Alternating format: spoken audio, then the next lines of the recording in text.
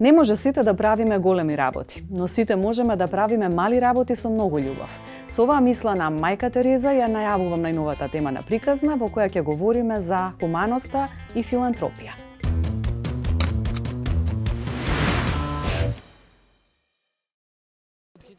Лице в лице е улично списание кој излегува еднаш на 2 месеци од септември 2012 година и го промовира моделот на социјално предприемништво. Продавачите на списанието доаѓаат од најранливите групи во општеството. Лице в лице преку своите содржини ги поттикнува компаниите на општествена одговорност и се грижи за подобра иднина на маргинализираните групи и јавниот простор. Првиот број излезе на 15 септември 2012 година и од тогаш до сега ева веќе го испечативме 55-тото издание. На почетокот се печатавме со поголема динамика, меѓутоа тиражот беше помал. Сега имаме многу поголем тираж, многу поголема група вклучени продавачи, се приказната е многу поинаква, не е само печатен медиум. Половина од цената на списанието оди за продавачите, додека пак другата половина се инвестира во одржлива иднина на самото списание, но и во програми кои се однесуваат за подобрување на квалитетот на животот на граѓаните. Концептот го правиме триуреднички, кој што сме уште од почетокот на лице в лице во ова. Меѓутоа многу често, мислам така и моделот е заснуван на тоа да го отвориме како платформа и да сите оние кои што сакаат да придонесат со своји содржини, а тука мислам и на фотографии и на можеби некои повизуелни други содржини, видеа и така натака, да можат да партиципираат. Од тука и нашата платформа лицевлице.мк во последно време зема поголем замав. Ја промовираме како отворена платформа за сите умни граѓани кои што сакаат нешто да направат, да споделат нешто. Ние сме тука, ќе ги видиме нивните содржини, можеби ќе има некаков едит и ќе поттикнеме разговори, отвореност кон сите теми кои што не засегаат. Купувајќи лице в лице помагаш на многумина, а читајќи лице в лице си помагаш себе си. Со ова мото до граѓаните се доближува помагањето како концепт. Помагањето како концепт пред се носи добро за самиот тој кој што помага. Меѓутоа нашата идеја е да помогнеме на ранливите луѓе да си помогнат себе си. Значи да има еден активен дел од она што тие го работат. Не даваме хуманитарна помош и затоа е социјално предпријатие, затоа што тие се работно ангажирани работат. И сето тоа е околу нивниот ангажман, значи околу тоа што тие одлучиле да си го променат животот и да работат. Затоа кога ќе зборуваме за помагање, јас сум најчесто таа која што малку сака да се побуни во тој дел. Помагаме на продавачи, меѓутоа помагаме и на општеството, да станат некои теми многу повидливи, да се зборува за решенијата, не само за проблемите, не само се буцкаме и да посочуваме овој направил нешто лошо, оној направил, меѓутоа да кажеме што јас како поединец можам да придонесам кон некое решение.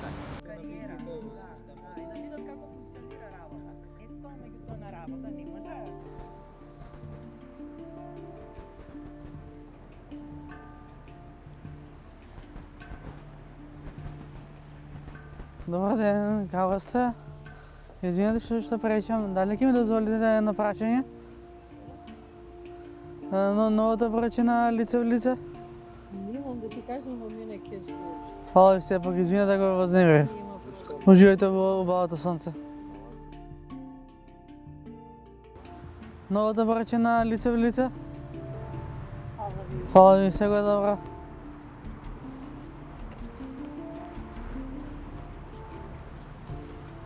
Добар ден, господја, како сте? Извинете што вознемирувам во идење. Едно прашање, ако дозволите. Новата порачена лице в лице? Новата порачена лице в лице? Фала ви, исто. Завршив средно образование, угостителско. И после некој барав начин за работа, знаеш. Имам да има работа, имам да има социализација. И имав добра пријателка на мајка ми што е координатор. И вика, ќе пуштиме како продавач на списанија. Што за мене беше некој нов почеток, нова страница. И првите 2-3 дена беше малце така чудно, но после кога ги научив чекорите како се продава, се одеше многу полесно. Кристијан е дел од тимот на лице в лице. Често може да го сретнете во Скопско де Бармало. Вели дека преку работата успеал да стекне и голем број на пријатели. Станување, спиење, вршење тие домашни обврски, искачање на работа, доаѓање во нашето Девармало и почнување со работа како сите останати денови. Колку часа работиш дневно и колку дена во недела? Поскоро сите денови ги работам, бидејќи сакам да си го исполнам денот, да имам, целина, да не седам дома за џабе. Кристијан вели дека оваа работа го научила да има почит кон луѓето и работата, но и како да си го олесни животот. Да работам напорно за да си го остварам моите соништа. Мој прв сон беше да си го овозможам скапиот лек кој морам да го примам. Второто е така социализација, друштво, искачање и многу од тоа ми олесни лице в лице, пошто имав приходи што може да си дозволам, но работи што мои врсници не може да си дозволат. Публиката, тоа е можеби овие 12 години лице в лице постои само поради публиката, само поради сите оние луѓе кои што во Дебармало или во другите делови од Скопје со насмевка ги прифаќаат продавачите. Од пред 12 години до сега имаме многу сменети продавачи, значи тие што биле на почетокот веќе не се продавачи, тоа е добро, бидејќи не е идејата тие цел живот да останат продавачи на списанието, тука да створат некакви работни навики, да можат да работат, да делуваат и понатака да си продолжат кон својот пат кон отворениот пазар на труд. Така што ние во континуитет имаме и нови групи на продавачи и добро е што брендот е веќе препознатлив, публиката ги знае, ги прифаќа добро. Во однос на поддржувачи, ќе кажам дека исто така тука се и многу наши партнери од граѓански организации, од одговорни бизниси кои што низ годиниве соработуваат со нас и вложуваат оваа идеја да опстане. Секој од нас може да даде свој придонес за да опстои оваа успешна приказна. Приказна која го менува нашето општество кон подобро. Лицевлице.мк има еден дел во кој што повикуваме вклучи се. Значи, многу луѓе можат да ни претат тоа што им е важно, можат да направат годишна претплата, да купат списание, имаме дури и дел за донации, можат и да напишат за што сакаме да ја донираме таа сума која што ќе ја донираат. Меѓутоа најважно е да ни се приклучуваат што повеќе одговорни бизниси, да направиме заеднички изданија, заеднички број на списанието, кампања, да кренеме свест за некои важни теми кои што се уште се останати настрана во нашето општество. Индонезија веќе 7 година поред е на првата позиција на светскиот индекс на донирање. Ова е најголемата студија за добротворно однесување низ целиот свет.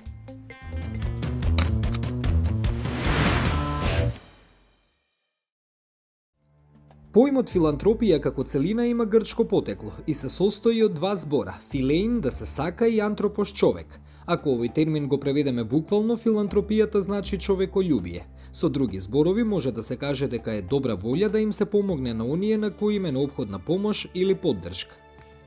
Филантропија, зборот филантропија доаѓа од старогрчкиот јазик, филос и антропос, оној кој што љуби или кој што сака да биде љубен, и човек во превод би значило човекољубие. Во минатото во филозофијата тоа е највисока етичка категорија, бидејќи како што вели Аристотел, човекот е зоон политикон, значи општествено суштество, и за да постои таа заедница или тоа општество, филантропијата се сметала како една од главните карактеристики кои што треба да го имаат луѓето во таа заедница. Понатаму во христијанската етика влегува, знаете, љуби го ближниот свој, станува една врвна етичка категорија и доблест.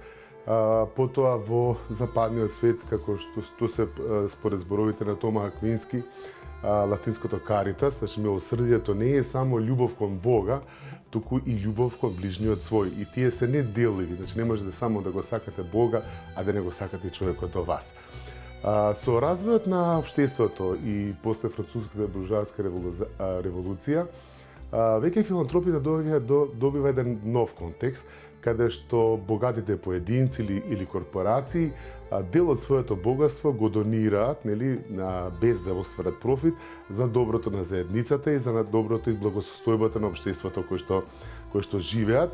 Еден од најпознатите примери е, нели, во 1863 година швајцарскиот бизнисмен Анри Динан го искористил своето богатство за да финансира Женевското друштво за јавна благосостојба, кој што подоцна ќе прерасне во Црвениот крст, а знаете која улога имал Црвениот крст, особено во последниот век, во постојани војни, мигрантски книзи, бегалци и така натака во светот.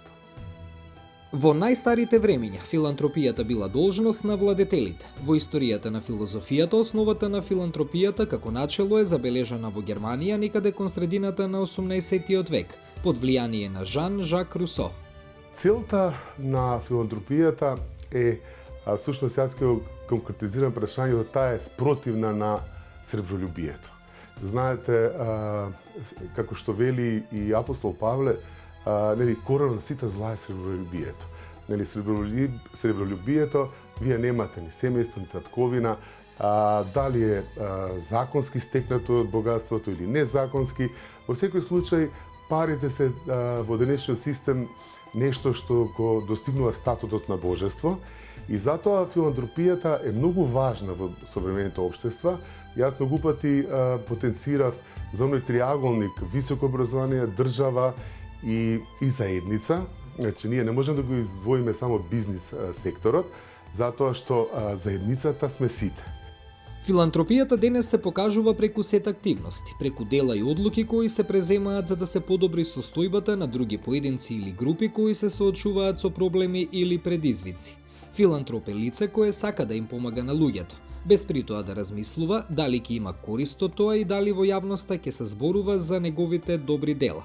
Честопати филантропијата се поистоветува со хуманоста. Разликата е што филантропијата цели кон целата заедница, нели кон општеството, а додека хуманоста е индивидуална. Таа е еднократна, да кажеме моментална, додека пак филантропијата се однесува за помош или помагање на човекот да заедницане подолг период, зависно нели каде тие донации понатаму ќе бидат насочени.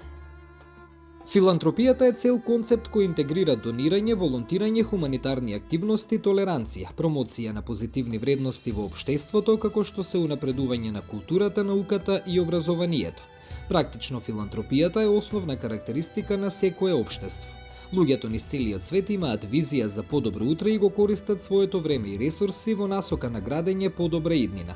Тие се грижат едни за други и за околината, но и си даваат меѓусебна поддршка. Филантропијата може да биде индивидуална, организирана како група и корпоративна. Не се однесува исклучиво на финансии, туку на сите ресурси со кои може да се делува на подобрување на општеството. Ако, например, ја пребарате литература, да ќе најдете повеќе видови, но јас ги концентрирам на 3 вида. Тоа е онаа корпоративна филантропија, нели големите корпорации кои што преку своите фондации или подпирајќи се или финансирајќи невладини организации, помагаат во институционално подобрување нели на јавното здравје, на образованието, на науката, почувајќи и главно социјалната правда. Знаете, второто е индивидуалната филантропија. Тоа се означува на личности кои што нели донираат, можеби и лично како поединци, а можеби преку помагајќи разни организации за на некој начин да се справат општествата нели со растечката сиромаштија, со сите проблеми кои што го измачува современиот човек во современото општество и да не забораваме, не се донираат само пари, човекот може да донира и својата работа. Најважно е волонтеризмот, знаете, оние мисионери кои што доброволно учествуваат во сите тие мисии, во народни кујни, на некој начин го даруваат своето слободно време за помош на другите. Светскиот индекс на донирање е најголемата студија за добротворно однесување низ целиот свет. Целта на Светскиот индекс на донирање е да обезбеди увид во обемот и природата на донирање во светот, со цел да се осигури дека донирањето се разбира во неговите различни форми, извештајот се осврнува на 3 форми на донирање: давање помош на непознато лице, донирање на пари во добротворни цели и волонтирање. Светскиот индекс на донирање е извештај кој го мери Charity Aid фондацијата врз основа на податоците на Галуп, а опфаќа повеќе од 140 земји од светот. Годинава прва Индонезија и тоа веќе 7 година поред, а во првите 10 се и Кенија, Сингапур, Нигерија, Замбија, САД, Украина, Австралија, Емиратите и Малта. Првото издание е објавено во септември 2010 година. Извештајот укажува дека 75 земји годинава ги подобриле своите резултати, а најголем раст оваа година бележи Грција. Филантропијата може да стане значаен механизам за одржлив развој, обезбедувајќи ресурси, експертиза и иновативни решенија за справување со социо-економските предизвици.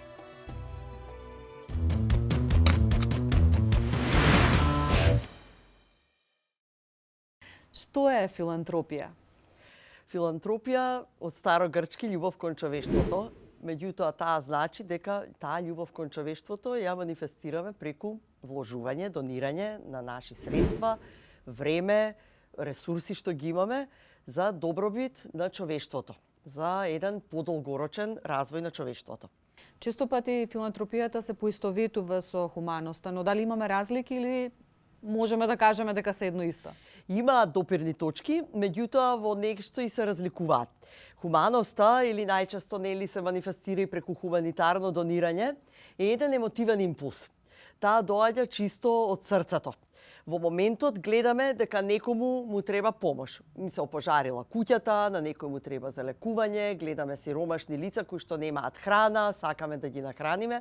Едноставно тогаш се активира едно сочувство со граѓаните, со тие човечки битија или животни, на што и да се однесува, и решаваме да донираме, да ускокнеме, да помогнеме некому. И тоа е она искажување на хуманост и еден хуманитарен гест. Додека филантропијата е потрпелива. Во филантропијата го вклучуваме умот. На срцето го додаваме и мозокот. И размислуваме, ако јас имам во моментот 1000 денари со кои што сакам нешто да направам, каде е најдобро тие да ги вложам, во која тема, во кои организации, за кои иницијативи, за да постигнеме најголем ефект. И филантропијата има еден долгорочен видик. Гледа на долги, трча маратон, би рекле. Додека преку хуманитарното донирање ги крпиме дупките на патот, и тоа е неопходно, и тоа мора исто така да се прави. Филантропијата се занимава со прашањата зошто. Зошто луѓето се сиромашни и не можат да си купат храна? Зошто некому му требаат пари за да се лекува? И како тие проблеми да ги решаваме на начин на кој што сите ќе имаат бенефит. И ако можеме да ги видиме на ниво на општество какво влијание прават, хуманитарното донирање задоволува една моментална потреба, меѓутоа не го менува односот на силите. Тие што се сиромашни, што немаат, и утре, и задутре, и последна година ќе немаат, додека кај филантропијата таа се грижи да ги измести силите на моќ, да ги оснажи и тие што во моментот се маргинализирани, немаат средства или се изложени со одредени потешкоти, да излезат од тој магепсан круг, да може утре самите да си обезбедат добро здравство, да си обезбедат и како систем, да може тоа да го обезбедиме. Значи, гледа да ги третира причините за проблемите кои што ги имаме во општеството, и тоа е клучната разлика. И во секое општество треба да го имаме и тоа и тоа. Сакате да кажете дека на некој начин целите на филантропијата се малку подолгорочно насочени и не акутно решавање на проблемот, туку долгорочно предизвикување позитивни промени кои што ќе донесат некаква рамноправност на општествените текови. Токму така. И всушност филантропијата гледа каде може да ги мобилизираме ресурсите, тоа е примарната цел, и да ги вложиме во нашето општество, во нашата заедница. Не да ги вложиме за да си купиме подобар автомобил или да ги оплодиме да ни донесат повеќе пари. Тие ни враќаат, ама ни враќаат во едно подобро општество на активни луѓе, на луѓе способни самите да си креираат едно подобро утре и да креираме една заедница на благосостојба. Какви видови на филантропија разликуваме? Имаме неколку видови на филантропија. Една е индивидуалната. Тоа е кога секој од нас, јас, вие, од своите средства, од својот домашен буџет, ќе си одвои за да донира некаде, да вложи, или пак ако немаме финансиски средства, може да го вложиме своето време, па да волонтираме некаде за некоја позитивна промена. Тоа е индивидуална филантропија на индивидуално ниво. Или нели богатите луѓе отвараат своји фондации, прават фондови, на тој начин ја практикуваат таа филантропија. Другиот тип на филантропија е корпоративната филантропија, каде што компаниите викаат јас генерирам одреден профит и од тој профит сакам дел да вратам назад во заедницата за теми кои што мене ме интересираат или за теми кои што за нас како компанија се важни. И за да може нашиот бизнис на долг рок да просперира. Секогаш визијата е долгорочна. И третиот начин е Здружената филантропија во заедницата, каде што секој од нас ги здружува малите донации, заеднички ги вложуваме во иницијативи локални за решавање на одредени проблеми, и тука го гледаме она кога и 200 денари донација значат многу. Ние во Конект организираме секоја година донаторски кружоци, каде што стотина граѓани доаѓаат и доаѓаат деца, луѓе со семејства, со своји пријатели, и донираме за 3 организации, за 3 проекти кои што прават долгорочни промени во заедниците во кои што работат, и тоа е таа една моќ на здружено донирање. Колку во таа насока е важно на државно ниво да постои стратегија со која што ќе се насочува активностите во поглед на филантропијата, и дали Македонија има таква стратегија? Многу е важно како ќе се државата, како ќе се постави. Всушност, државата може да наметне една вредност дека донирањето, волонтирањето се позитивни вредности во општеството и дека треба да се стимулираат. Државите тоа најчесто го прават преку даночни поттикнувања, преку даночни бенефиции, и викаат кога луѓето донираат и компаниите, ние препознаваме дека тие ни се партнери во градење на подобро утре, и тоа ние како држава ќе го наградиме, да ги ослободиме од данок, да не мора и на тоа да се плаќа данок, да се ослободат. Ние во нашата држава го имаме законот за донации и спонзорство во јавните дејности, кој што тоа го возможува. Меѓутоа, тој закон е оптеретен со многу административни бирократски процедури, кои што од една страна викаат да, ние ги даваме даночните бенефиции, ама од друга страна ви правиме трчата пречки и нели ви на некој начин ви оневозможуваме да тоа даночно ослободување лесно го користите. Во тек се измени и се надеваме дека тие ќе го видат виделото на денот наскоро, да, кои што ќе ги олеснат да луѓето, граѓаните и компаниите кога донираат да можат многу лесно да си го користат даночното олеснување и на тој начин да почувствуваат од државата дека е тоа признаено и наградено. Имаме држави кои што се доста инвентивни во други начини на поттикнување. Например, во Сингапур државата ги мечира, ги удвојува донациите што ќе ги дадат граѓаните и компаниите. Мислам дека треба да одиме во таа насока. Имаме во држава и стратегија за развој на волонтерството, каде што се поттикнуваат луѓето да го донираат своето време. Меѓутоа, многу малце средства се одвојуваат од буџетот да таа стратегија заживее и во реалност. Се надеваме дека во следниот период и тоа ќе се случи. Сингапур е една од земјите која што често пати е во првите 10 кога се мери оној индекс на добротворност, на кој што последниве неколку години Индонезија се наоѓа на врвот. Да. И Македонија е дел од ова анализа. Годинава гледам дека сме на 104-то место, сме имале варијации и подобро и полошо. Што било клучно во поглед на тие промени од нашот домашен аспект? Кај нас се забележа најголем пораст во индексот на донирање во годините 2022 кој што се однесува на 2021, всушност во периодот на ковид.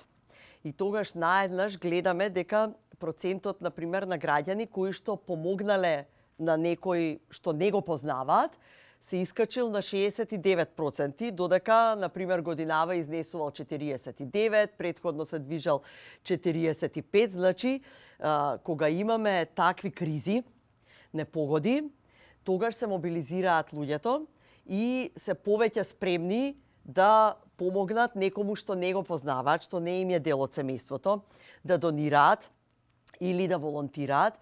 И вообичаено тоа го гледаме во Украина последните години, е поизразен тој елемент и на донирање и на помагање на другите, затоа што се наоѓаат во една кризна ситуација. Кога ковидот во сите држави, и интересно е да се види дека на индексот за прв пат во годините на ковид, државите во развој, значи посиромашните држави, се искачија во првите 10 на листата на индексот за донирање, затоа што едноставно луѓето се активираа и вложуваа повеќе. Значи, не е дека имаме некој значителен пат сега, туку едноставно во времето на ковид сме се мобилизирале повеќе. А во оваква, да речам, нормална секојдневна динамика, имаме од прилика околу 45 до 50% од граѓаните кои што помагаат на луѓе што не ги познаваат или донираат, додека процентот на волонтирање секогаш ни се движи помеѓу 9 и 14%, значи тука можеме повеќе да поработиме, но морам да кажам дека споредено со државите од регионот не стоиме лошо, дури мислам дека стоиме подобро од повеќето од другите држави во регионот. Може ли преку филантропијата да се предизвика одржлив развој во рамките на секоја земја, вклучително и нашата? Секако да. Она што филантропијата го има како предност е дека не зависи од изборни циклуси, не е притисната од тоа да мора секојдневно да генерира повеќе профит, туку буквално е трпелива, чека, вложува и знае дека плодот на тоа што го вложува ќе го види после повеќе години. И тоа автоматски води до решенија кои што не се избрзани, туку кои што се обмислени, кои што прво се проверуваат дали даваат резултат, па потоа се зголемуваат, нели се прават во обем и на тој начин филантропијата директно придонесува кон одржливиот раст. Исто така придонесува кон одржлив раст и на едно социјално ниво.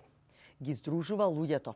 Ги ткае оние невидливи нитки што се потребни за да направиме општество базирано на благосостојба и на солидарност. Споменувате дека во градењето политики многу е важно обединувањето на јавниот сектор, државата, компаниите, невладиниот сектор, јавноста.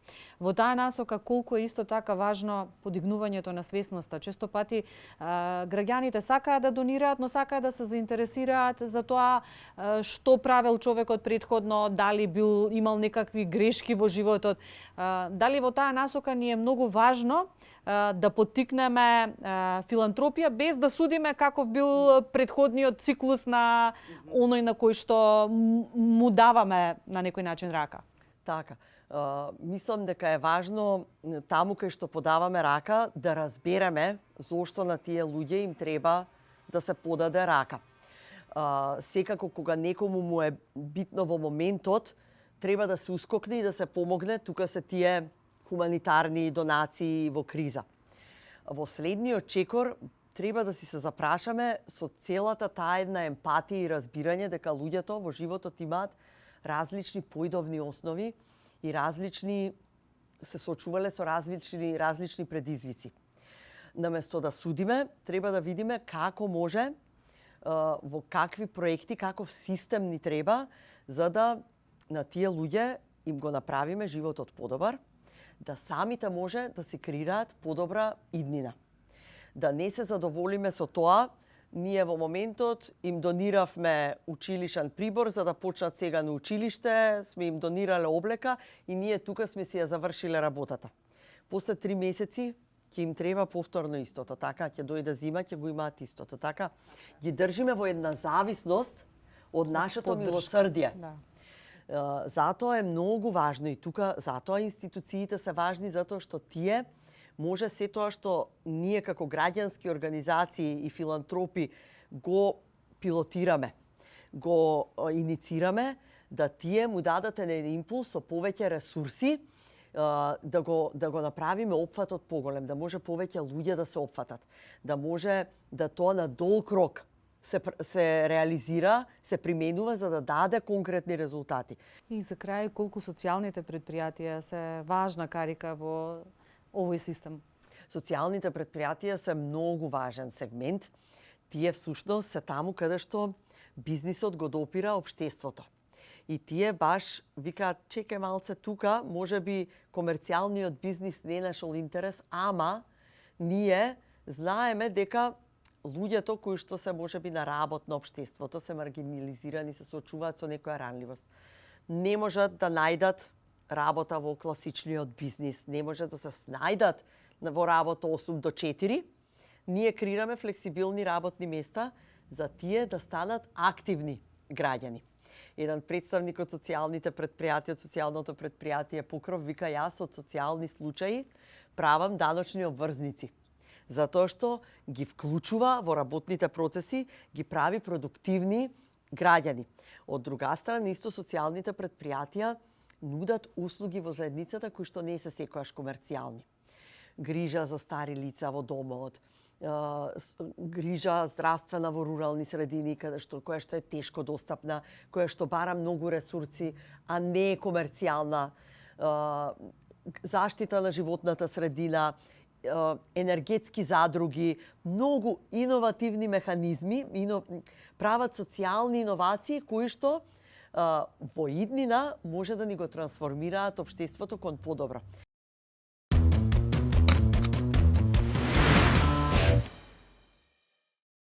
Кај нас најчесто се донира на барање. Во своите истражувања Конект најмногу се занимава со врската меѓу граѓанските организации и бизнис секторот, бидејќи таа е слаба. Од една страна, тие се сектори што зборуваат на различни јазици, меѓутоа се повеќе имаат заеднички цели во донирањето и многу е важно таа врска да се зајакне. 91% од бизнисите кои што добиле барање за донација и дале. Тоа значи дека повеќе треба да се зголеми барањето од страна на граѓанските организации. Од друга страна, само 15% од бизнисите во текот на годината имале било каква соработка со граѓанскиот сектор, што значи дека имаме доста поле за работа. Ако кога како прашање го ставиме временски, тогаш тоа зависи од заедницата и какви навики за донирање има таа. Донирањето вообичаено е научено однесување, па така околу божикните или исламските празници често ќе имате повеќе донирање во заедниците или пак, не знам, ние во Скопје вообичаено ја имаме она траума од скопскиот земјотрес, па често кога ќе се случи несреќа дали кај нас, дали во светот, граѓаните спонтано излегуваат на плоштадот, донираат, се прават пунктови, се мобилизира целата заедница, што значи дека тоа е дел од секојдневниот живот и еден начин на инстинктивно делување за да се помогне. Во македонското општество има навистина силен потенцијал за филантропија. Секогаш земјата е високо котирана меѓународните индекси кои што го истражуваат ова, меѓутоа и истражувањата од година во година покажуваат дека половина и од граѓаните и од бизнисите донираат во текот на годината, што е одличен потенцијал. Она што недостасува е малку повеќе инфраструктура за филантропија, односно различни фактори што действуваат на донирањето, тоа да стане по-стратешки. Преку проектот на USAID партнерство за донирање работиме на нови аспекти. Истражувањата покажуваат дека донирањето секогаш е од луѓе на луѓе, така што поемотивните теми секогаш се први на избор. Кога станува збор за деца, лица со попреченост, лекување на луѓе што им треба операција во странство и така натаму. Меѓутоа, се повеќе станува тренд донирањето да се насочи малца по-стратешки кон промените што бизнисите сакаат да ги видат. Затоа е важно поврзувањето и со самиот бизнис и со општествената одговорност ESG, па тука веќе гледаме и специјални проекти што ги прават компаниите, некои се поврзуваат со нивната дејност, например енергетска математика, енергетска азбука, или пак опфаќаат теми што во општеството се малца позатајани, а нивната маркетиншка моќ помага да ги ставиме високо на агендата, па така булингот на различни начини ќе може да се да се справува со нив. Компаниите се тука всушност и за такви нешта се повеќе. Една од големите можности што ние во Конект ги нудиме се деновите на донирање. Тоа е национална кампања во која што ги повекуваме сите актери да се вклучат и да прават нешто околу донирањето, да даваат и да примаат донации. Кампањата има неколку оски. Од една страна, граѓански организации низ целата држава, минатиот пат 28 опфативме, прават своји настани за донирање, во кои што граѓаните бизнисите можат да се вклучат. Бизнисите на најразлични начини помагаат и им се наоѓаат, а имаме и неколку централни настани кои што се значени за формирање на првиот донаторски фонд во земјата. Тој како начин е соодветен бидејќи ги канализира сите ситни донации. На тој начин тие се укрупнуваат и можат да направат вистинска промена. Во Конект доста работиме на осмислување на механизми на давање на таа поддршка, на јавни повици се одбираат граѓански организации што темелно се проверуваат за донирањето да биде на двете страни сигурно и да обезбедиме ефекти кои што и јавно ќе ги комуницираме и преку медиумите и до секој донатор кој што дал некаква поддршка за време на кампањата, така што да ве повикам, повелете на страната Connect.org.mk, таму има календар на активности, вклучете се во нешто, можете и онлайн да го направите тоа преку OPOP.mk, која што е нашата платформа за паметно донирање, односно популарно наречено краудфандинг. Хуманоста е многу важна особина на луѓето како членови на општеството кои сакаат да придонесат за неговиот развој.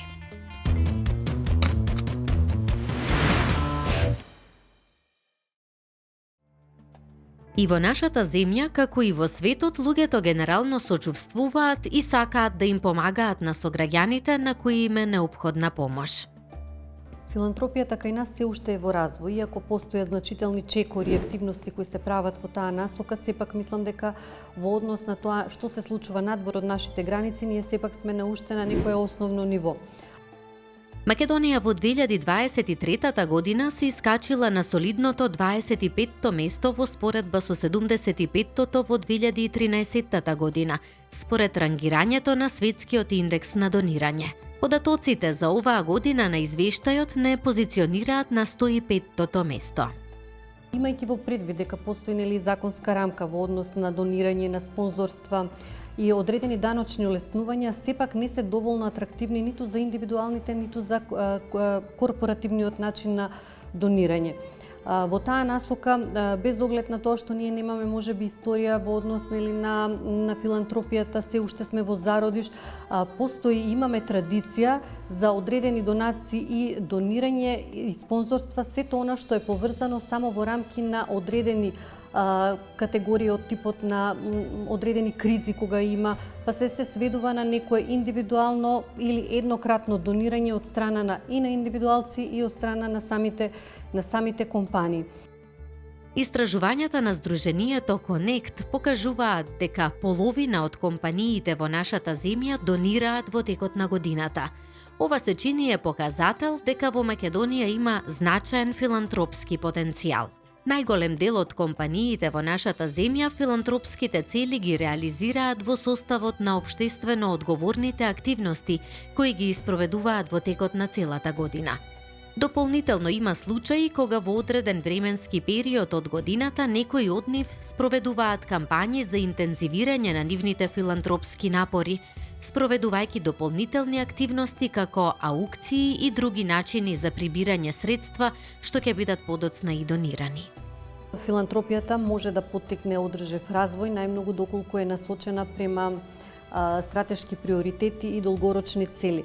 Е сега на кои начини, значи тука постојат повеќе начини, вложување најмногу во образование и во човечкиот капитал. Точно знаеме што значи вложувањето во образованието и во човечкиот капитал, односно во вложување на едукативни работилници, обуки, значи за стекнување на најразлични вештини каде што ќе се продуцираат и произведат кадри што се потребни за работењето на самите компании, понатака во вложување во иновации. И одредени иновации каде што можеби не се толку атрактивни и се сметаат за ризични во делот на семејните компании, затоа што кај нас знаеме дека најголемиот број од компаниите се процентуално се семејни компании, меѓутоа може да се направи вложување за одредени иновативни решенија што ќе го поттикнат економскиот развој и ќе бидат од значителен придонес сето она што е во делот на обновливи извори на енергија, на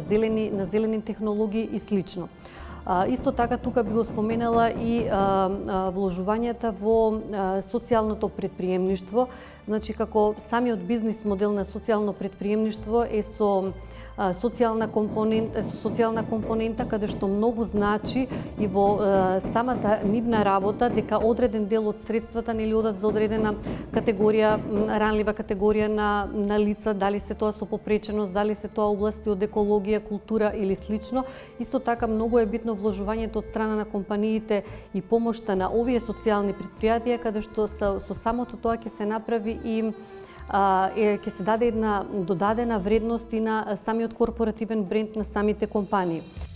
Кога говориме за филантропија во нашата земја, би било неприфатливо да не го спомнеме Тоше Проески. Тој беше добитник на хуманитарната награда Мајка Тереза, а УНИЦЕФ во 2004 година го именуваше за амбасадор на добра волја. Бројни се неговите хумани дела, па дури и самото негово делување беше вистинска инспирација многу лица да го следат неговиот пример. Македонија има долга традиција, почнувајќи, знаете, од она најпозната Мајка Тереза, која што беше прогласена за светица. Потоа ние на Универзитетот Кирил Методи имаме фондација од наши бизнисмени од прекуокеанските земји, како што е најпознато тата на Признаков, кој што и ден денеска има оставено голема сума на пари, од која што камата се стипендираат студенти од социјално загрозените категории, потоа Петар Стаматов и така натак. Значи, Македонија има долга традиција на филантропија, иако морам да кажам дека во последно време и она што на некој начин го изгубивме во изминатите 30 години, таа повеќе е реткост отколку што е често како што треба да биде во развиените општества. Во време на непредвидливи случувања во светот и иднина полна со неизвестност, се чини дека времето во кое живееме е вистинскиот момент филантропијата да го заземе своето вистинско место како двигател на позитивни промени во заедницата.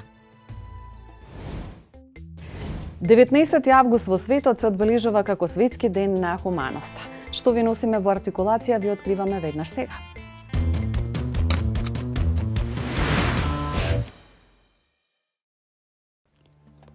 Секоја година на 19 август се одбележува Светскиот ден на хуманоста.